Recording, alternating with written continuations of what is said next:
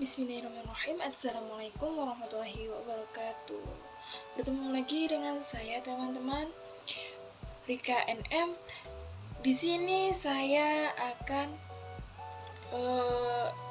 mengkritik sastra, contoh kritik sastra yang akan saya bawakan ini. Nah, dengan judul cerpen yang berjudulkan Kopi dan Cinta yang Tak Pernah Mati, karya Agus Nur. Pertama-tama kita akan menuju perkenalan dari cerpen tersebut ya teman-teman. Cerpen Kopi dan Cinta yang Tak Pernah Mati karya Agus Nur ini mengangkat kisah tentang masalah pembangkang yang dibunuh. Nah, kok bisa kopi dan cinta yang tak akan pernah mati, kok bisa ada cerita membunuh gitu ya teman-teman. Nah, cerita bermula seorang intel yang selepas keluar dari penjara yang mengunjungi kedai kopi bisa menyajikan kopi dengan cara terbaik. Kedai kopi yang di sana sangat istimewa tetapi juga berbahaya. Nah, begitu teman-teman. Kenapa kok disebut berbahaya? Dalam cerpen ini, pengarang menggambarkan watak tokoh yang terkandung dalam cerpen bahwasanya seorang intel yang ahli dalam menyelesaikan masalah yang diperintahkan untuk membunuh seseorang atau membunuh sang pembangkang yang merasa bahwa perasaannya hampa. Ia lebih baik dihajar babak belur agar ia merasa lebih terhormat. Itu perasaan seorang intel. Sedangkan watak dari anak seorang pembuat kopi adalah anaknya, bukan orang yang membuat kopi. Anaknya adalah tidak pendendam karena ayah yang disebut sebagai pejuang atau pahlawan telah meninggal dibunuh pesuruh dari tentara. Kita lebih lanjut lagi. Dalam cerita ini digambarkan bahwa seorang intelijen yang hanya pesuruh dan menanggung kesalahan atas nama dengan dipenjara selama 10 tahun.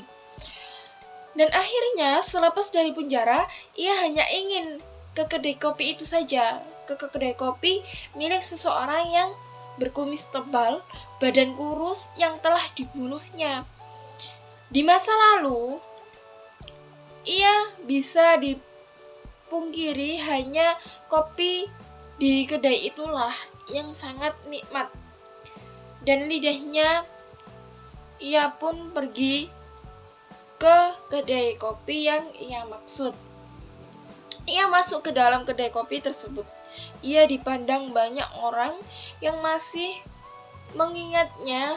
Ia pun merabah saku dalam jaket memastikan bahwa pistol yang di bawahnya masih ada untuk berjaga-jaga jika ada yang menyerangnya. Ia memesan kopi pada anak yang dulu kecil belum mengerti apa-apa, hanya saja tahu bahwa ia yang telah membunuh ayahnya.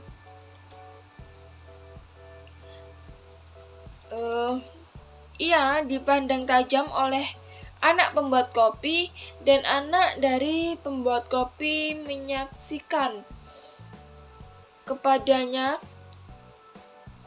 dan terdengar geseran kursi kayu yang sama sejak dulu tidak berganti di samping intelijen, dan ia duduk di situ dan juga berkata, Ini kopi terbaik yang kusajikan untukmu, yang di dalamnya tersimpan sebuah rahasia-rahasia. Nah, setelah mau meminumnya, anak muda itu menatapnya dan berkata lagi, "Tapi aku tak yakin kau dapat meminumnya habis." Ia ingin meminum kopi pelan, tapi seperti ada yang menahannya.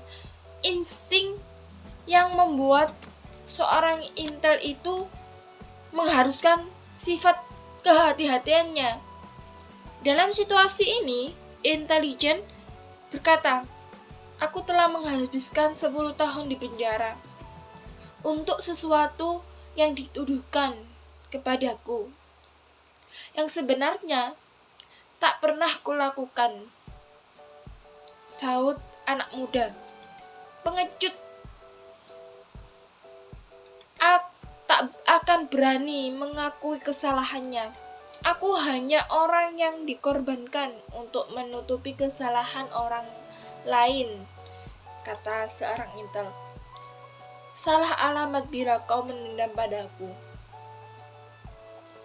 Itu bukan soal dendam, ini soal keadilan, tatap anak muda tersebut. Tatapnya semakin tajam kepada seorang intel. Kamu memang sudah dihukum. Dan aku yakin sepanjang hidupmu, kamu akan dihukum dengan kepengejutan dan ketakutanmu.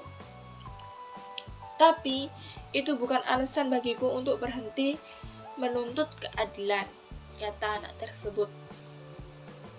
Apa yang kamu tuntut dari keadilan?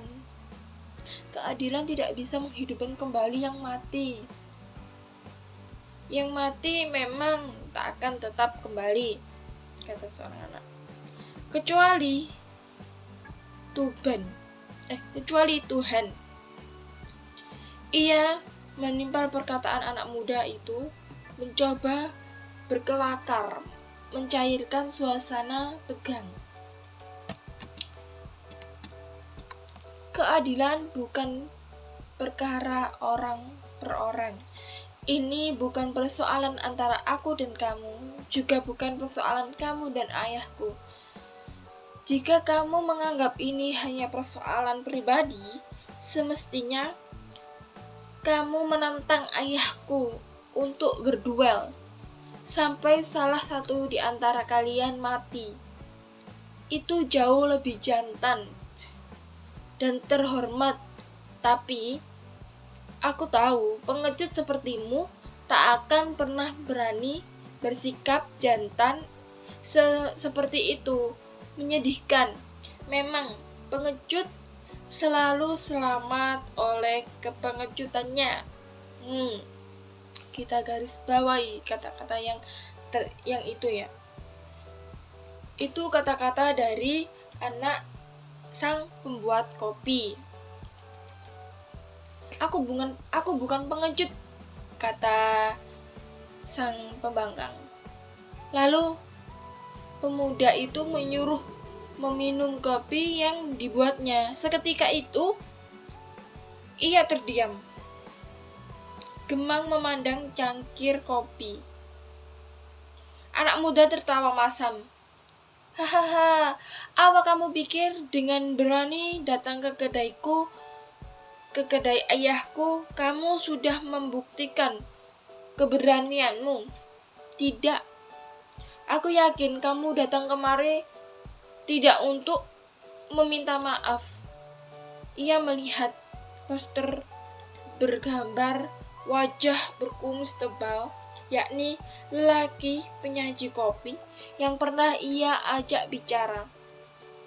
Ketika ia selalu mengajaknya bicara tentang kopi, lelaki itu dengan cepat menyukainya. Saat menikmati kopi di sore bergerimis dan lelaki itu, ia tahu cara menyajikan kopi tangan penyajilah yang membedakan rasa kopi, bukan dengan asal usul kopi tersebut. Seketika seorang anak muda itu membuyarkan ingatanku kepada ayahnya dan berkata, "Sudah cukup membuktikan bahwa kamu adalah seorang pengecut. Kamu tidak berani meminum kopi yang telah kusajikan," katanya. "Tetapi juga meyakinkan bahwa kamu dihantui oleh ketakutanmu sendiri." Tatapannya kosong ketika ia keluar dari kedai tersebut. Ia itu tidak berani meminum kopi yang dibuat oleh anak pemuda tersebut. Ia menengok untuk terakhir kalinya ia meminum kedai kopi dan melihat kedai yang menyajikan kopi kesukaannya, dan setelah itu ia tak pernah kembali lagi. Nah, analisis dari cerpen tersebut, yakni dalam cerpen ini banyak kutipan yang mengisahkan kedai kopi dan juga peristiwa yang mempunyai permasalahan di antara kehidupan dan keharmonisan di dalamnya. Salah satu kutipan di cerpen ini yakni pemberontak dan masyarakat kota tersebut, juga para tentara yang ingin memanfaatkan atau menguras tenaga dan penghasilan kota tersebut. Seperti hanya pada zaman Belanda dulu yang ingin merebut negara Indonesia dengan menguasainya dan memanfaatkan pribumi negara Indonesia untuk bekerja keras atau kerja rodi, ya teman-teman. Yang kedua, dalam cerpen ini juga diceritakan bahwa utusan dari para company atau bisa disebut intel dan menyuruhnya untuk mencari siapapun orang yang telah membangkang atau mengompor-ngompori dan memberi semangat pada pemuda kota tersebut untuk melawan dan mendukungnya agar tidak menyerah dan mempertahankan keutuhan dari kota tersebut. Yang terakhir dari analisis yang saya analisis, pemilik kedai kopi yang terkenal akan khas kopi wangi dan rasa nikmatnya, ia bagai pahlawan. Ia sudah dianggap pahlawan oleh masyarakat di kota tersebut. Ia ditembak mati oleh intel pesuruh para tentara di hadapan semua orang. Ia telah gugur dengan harum nama dan wajahnya dipasang di poster setiap sudut kota. Penghargaan baginya dan kebanggaan bagi penduduk kota yang telah menyelamatkan kota. Setelah intel dipenjara ya karena telah membunuh seorang sang penyaji kopi selama 10 tahun, seorang company atau tentara tidak lagi ada di kota tersebut. Jadi kesimpulannya, cerpen ini tidak banyak menggunakan kata-kata atau yang berbelit-belit. Kita dapat membaca cerpen tersebut dengan beriringan, lurus aja. Di sini tidak ada yang bahasa yang susah dipahami menurut saya. Pengarang dengan gamblang menceritakan setiap kejadian sehingga apa yang ia tuliskan langsung bisa tergambar di kepala pembaca. Nah, inilah salah satu kelebihan dari cerpen berjudul Kopi dan Cinta yang Tak Pernah Mati. Cerpen ini juga syarat akan nilai moral sosial yang tersaji secara gamblang bagi para pembaca yang telah saya paparkan di awal tadi. Nah, cerita ini juga menyangkut banyak tentang kejadian masa lalu, kejadian di mana Belanda menyerang Indonesia dengan merebut negara dan juga sumber daya di dalamnya.